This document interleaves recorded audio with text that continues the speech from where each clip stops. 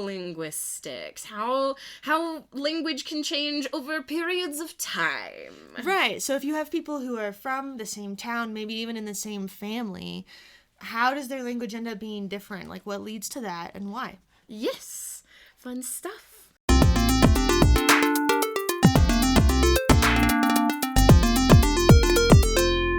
So my parents and grandparents are from like very rural places. And as we've kind of talked about before, like rural places that are more like geographically isolated can tend to develop their own linguistic tendencies. But as things have gone on, as times have changed, I sound a lot less like my grandparents than some of my other family members, like my father. And it's partially a generational difference. The fact that things have changed over time, and it's also an educational difference too. The more like educated I've gotten and the more I've traveled around, the less I sound like my parents. Absolutely. So I think when we talk about like historical linguistics, usually we're talking about language change over the span of centuries. Yes. So generational linguistics and what we're talking about, I think, is a little bit interesting because you're sort of taking that historical linguistics, but you're looking at it in the span of 10, 20, maybe 50 years. Oh, yeah, yeah. And you can already see massive changes, and those changes compound into some of those bigger changes that you see over the centuries. So definitely interesting. I like how you called out education. Yeah. And how education changes what people are willing to say, what people are willing to talk about, the words we're willing to use. And it's, so what's interesting too is it's not just like word choice. It's definitely added to it. Like I use a bunch of words that my parents are like, why are you using this? What even is that word? But there is also like a specific like academic dialect. Like there is sort of a almost, you know, standard American kind of like variety of English that is used in academia for like communication, and whether or not it's explicitly taught, people do pick up on it. And so even though I come from a place where like people's dialects might not be super neutral, mine has become like more of a neutral dialect because of like my proximity to academia and other things. Right. So the people that you've been exposed to and the education that you've had changes your language relative to like your parents. I could say the same thing for myself. Yeah. Like I grew up moving to a lot of different countries. And I think I've brought up before, but because I was going to American or international schools overseas, there were a lot of people who English wasn't their first language, even though it was the language of instruction. Yeah. And so people didn't use idioms. Yeah. Like people would speak really, really good English, but it would be much less common than when I'm just speaking with my American friends for people to use idioms. And so I grew up with very direct, very kind of explicitly stated things, and also with less sarcasm than a lot of my American friends. And that was just like the specific environment that I grew up in, which was different from how, you know, the town that my parents grew up in and how they were speaking English. So like I picked up idioms and stuff from them, but in a much more restricted kind of way. But those experiences are different for everyone. So, like, maybe someone's parents doesn't go to college and they go to college. Well, maybe someone's grandparents served in the military or something and they didn't. So, everyone is going to have those different experiences that compound.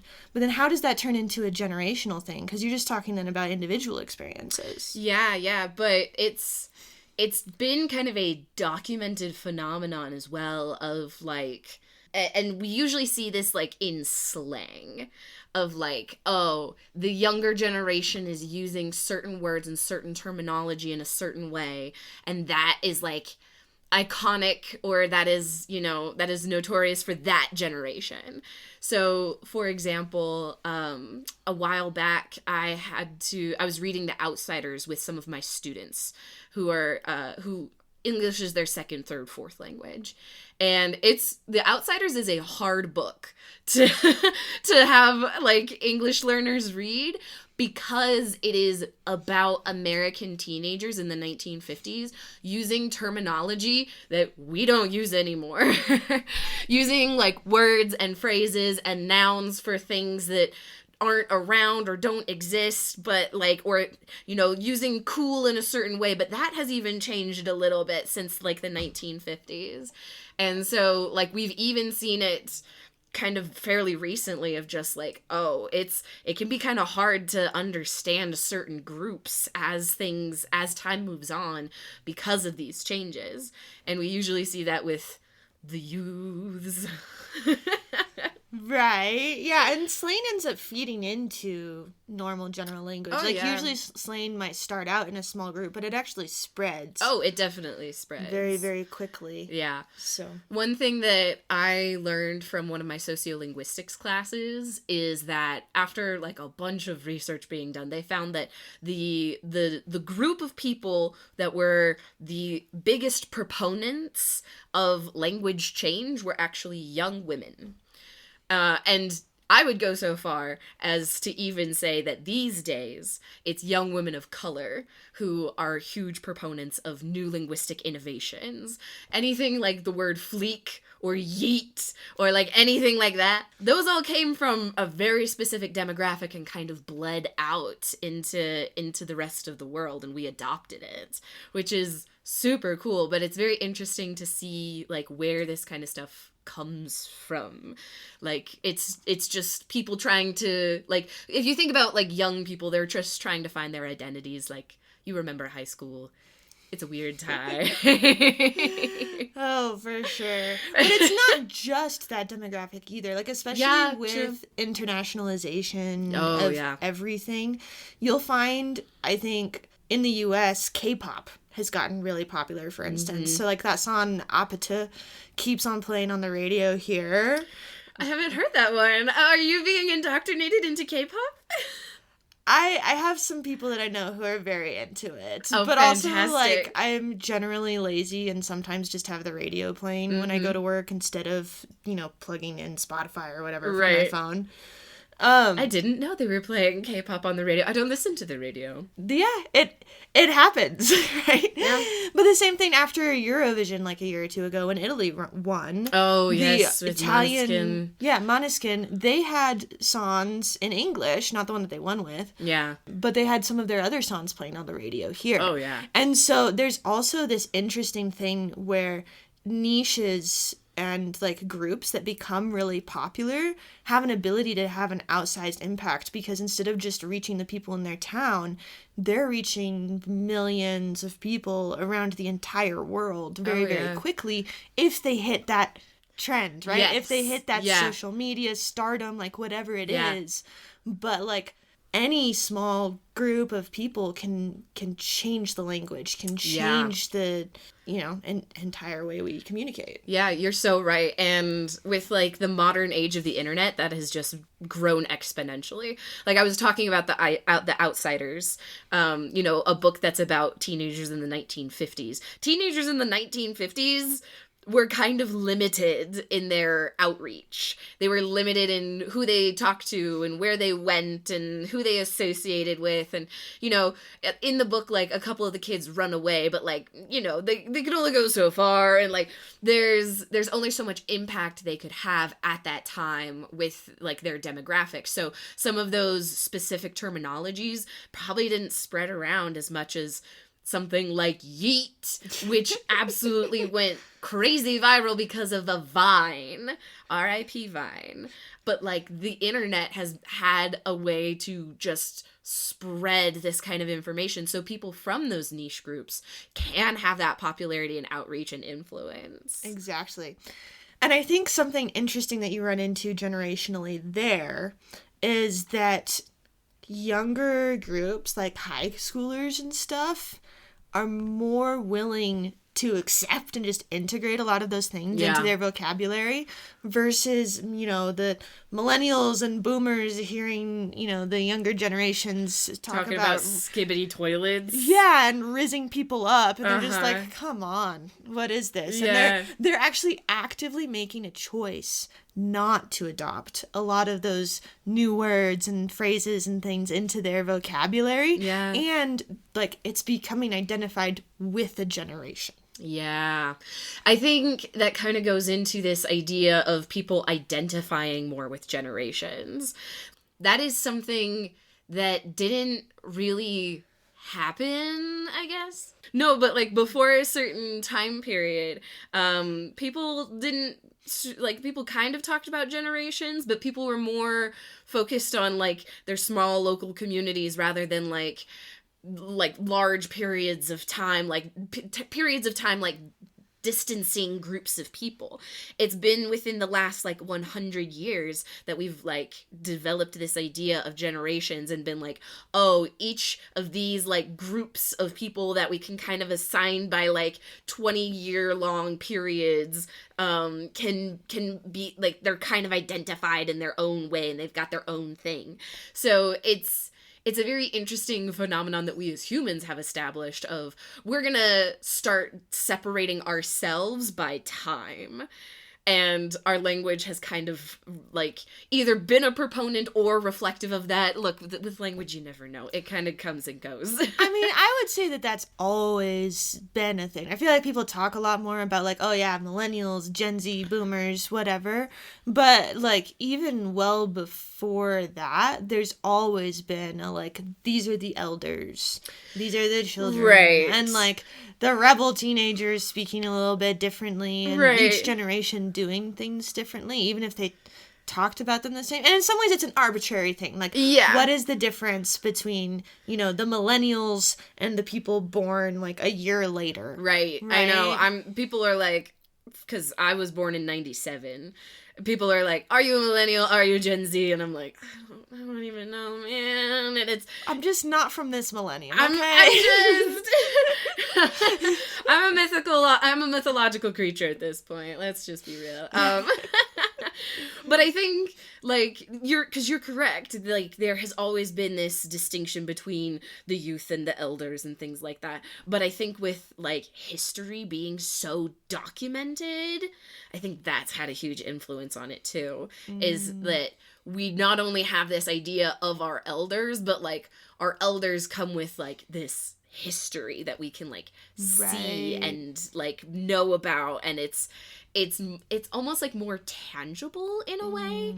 The 1960s feel closer because of the amount of, like, media and technology than, like, the 1860s probably felt to, like, the 1900s. Absolutely, yeah. This brings up something interesting for me, which is totally a tangent, but I'm gonna go Let's dive in anyways. go. We love a tangent. So, I started watching Beast Games. Okay. And it's this show on Amazon Prime where Mr. Beast has this competition with like 1,000 people and he's giving away millions of dollars, right? I've heard so many bad things about that show. I've only watched like a bit more than one episode now.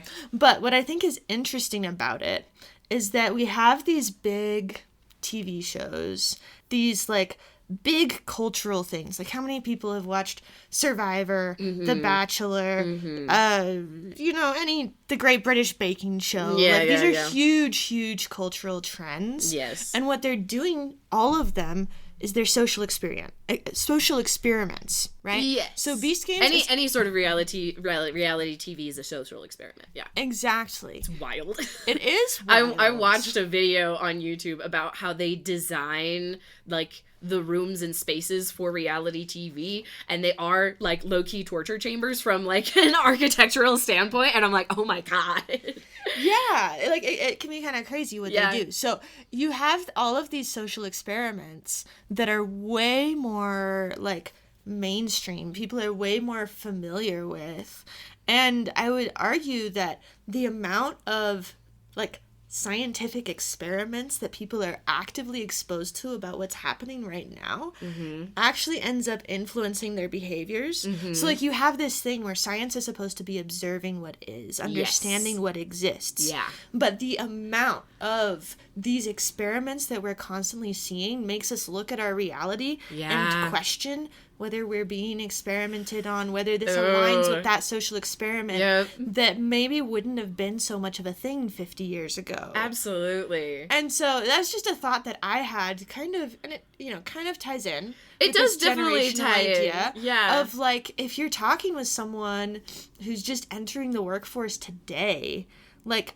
they've had so much exposure to these, like, weird social experiments. Yeah. Like, how does that impact how they're communicating? Yeah. And the way that they relate with other people in the world? This is not a, like, fully thought out thought. That's okay. But we're here for half-baked thoughts. Exactly. I feel like this podcast is mostly half-baked thoughts, which is fine, and we love it. And people are here for it, supposedly. So, by the way, shout out to all of our listeners. We adore you. Absolutely.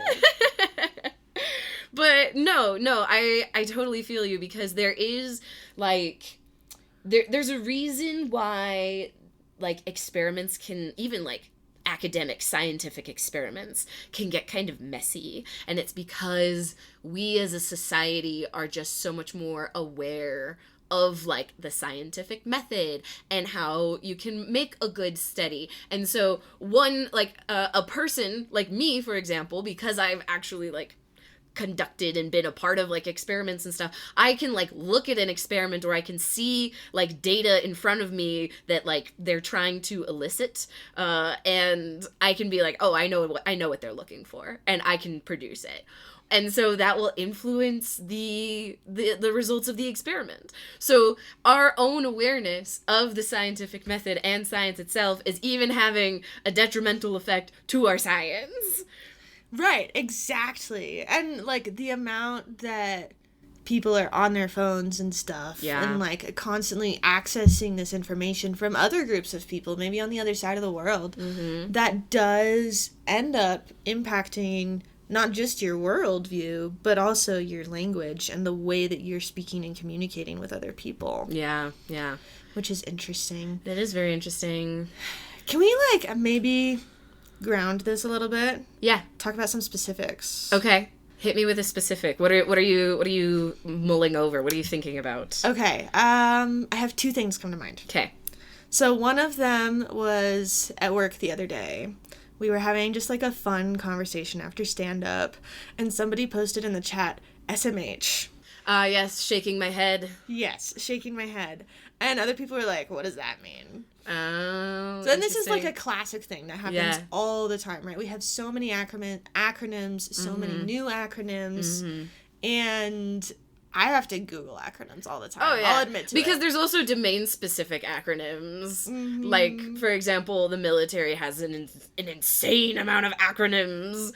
Like, truck drivers have, like, insane amounts of acronyms and things like that. Every field has their own little nuances. Like, the fact that I was talking to some friends yesterday, and I mentioned optimality theory, and I said, like, OT, and I was like, no one knows what that is in this group. Right, like, what am I even expressing? What am I even telling you? This means nothing to you. But there's a certain number of those that become so widestream that, like, in a professional work environment, someone's just going to type out SMH and assume that everyone in the group understands, when not everyone actually does. Yeah, because that one is like an internet, like, one, like, that's one that pops up whenever I'm streaming. Like, I'll get people, like, my group of friends on the internet, shout out to all of our Twitch followers, they'll say SMH my head, so it's shaking my head. Like saying ATM machine. Yeah. And that's, like, a niche little thing, but still, like, I had to learn what SMH was, and then I had to learn the joke of shaking my head, and that's, like, part of the little community, but that is, like, an internet exclusive thing. I don't go around texting my friends. I've never texted you shaking my head, like, SMH. I don't think I've ever done that. Right. But, yeah, so it's one of those domain-specific ones. But it is, like, domain-specific in the sense that it's, like, social media on the internet thing, but, like, broad enough. Like, it's not, like, it's just engineers saying this thing. It's more assumed that, like, everybody's gonna know it. Yeah. Which I think kind of puts it in a different category. But okay. Yeah. I mean, that's fair. There's categories. Don't get me started. I know. You can chop up at the world in, like, an infinite number of ways. So, like, we could go into that. But I thought that was an interesting one to bring up. That is an interesting one. It absolutely is generational in the sense that it's, you know, I think if you're speaking to younger people, maybe 30s down, they're going to be way more aware and have probably run across that more than as a trend. Obviously, there's outliers across the board. As but opposed to my grandparents. Yeah, right? they would not. They would be like, SMH. What is that? Absolutely. I would not expect my parents to understand that one for sure. No, definitely not. Another example that just came to mind. I said I had two. This one was a few years ago. I was talking with my grandmother with like some cousins, and there were like some younger cousins there, right? So we said something about the kids, and my grandmother stopped us. Oh. And she was like, "You are not kids. The kid is a word that we use to refer to a goat." And she went on this, like, you know, pretty short, like, very sweet, sweet little corrective monologue about how kids are baby goats. That we shouldn't be calling children kids. But then, like, interesting. 2 or 3 minutes later, she was like, "All right, kids." Oh my and then God. continued the conversation. Okay, that is too funny.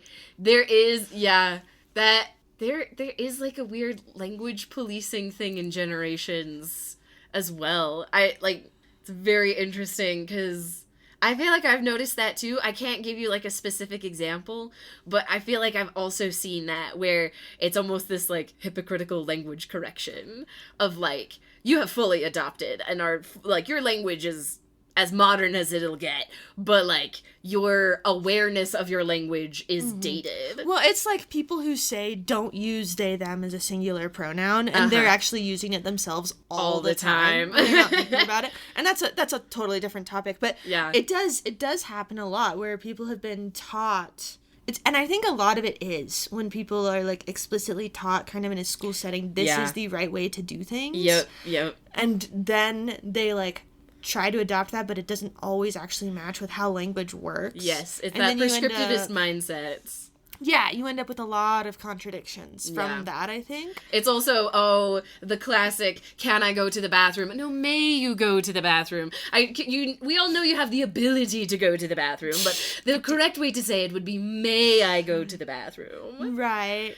And that's looking at the cynical side, right? Yes. Of like, okay, so that's an instance of when, like, in my grandmother's instance, she said this thing, but then obviously she was using the word differently. Right. But there's also instances where it's like, they legitimately do not use language that way. And they don't think that the younger generation should use those words that way. Yeah. And then you just have this difference of the younger generation is using words differently than the older generation. And sometimes that could be maybe an act of rebellion. Sometimes it's just like hopping on a trend that some people don't want to hop on. Yeah. A really interesting one recently is this whole demure thing. Oh, demure! Yes, demure! So cutesy said demure. Right. I heard, so I have a friend who responded to something and was like, that's not very demure of you. Something like that. And in my mind, growing up, the word demure was always used in like almost a religious context for someone just being like, you know, shy and quiet and just kind of accepting what other people tell them. Yes, but it is like very formal usage. Very formal. Yeah. But in the last, I think this one's the last year. It's been, like the last 2 years. Demure came about in 2024, definitely. Okay, in the last year. My time is all messed up, man. Time is squishy, time is weird. It's fine. Anyway. But yeah, it like the word demure has changed and has like gone through the roof in its usage over the last year. Yeah. When it was like, it's a very old word. Yes. And used in a kind of different way. Yes. In definitely a more like sarcastic way, which I think is hilarious, of like this semantic change of like, oh, something that like carried this sort of like formality, seriousness to it is now being used in a like more sarcastic way of like, this is like, when I say something is demure, like I'm making fun of its audaciousness. Like it is being used so like on the contrary. Right. There's a word for that when it flip-flops, when a word flip-flops a meaning. A contronym? is one that Yes. has opposite meanings, Yes. but it's not necessarily that it historically flipped. Yeah, So I don't know if there's that's what one you're that thinking there's of. yeah, because there's a specific word for that phenomenon where a word flips from having a like positive connotation to a negative connotation. Right. And I'm not sure off the top And of my I'm head. not I can't remember right off the top of my head either. We could Google it, I'm sure, But I also don't think that everyone is using it sarcastically. oh, definitely not. Right? There's But like it this does, range. yes. But you're right. It has like an accelerated usage. It's so funny that we decided to talk about this too, because earlier today I was rewatching one of my favorite CGP Grey videos. I highly recommend his stuff. It's very informative and fun. But he had this whole video essay about the name Tiffany, and how Tiffany is iconic for like an 80s name, right? Like it's in big neon lights. Like when you hear Tiffany, you see like bright pink and sparklies and, you know, big hair, like Tiffany. But it's actually a very like old Renaissance like name.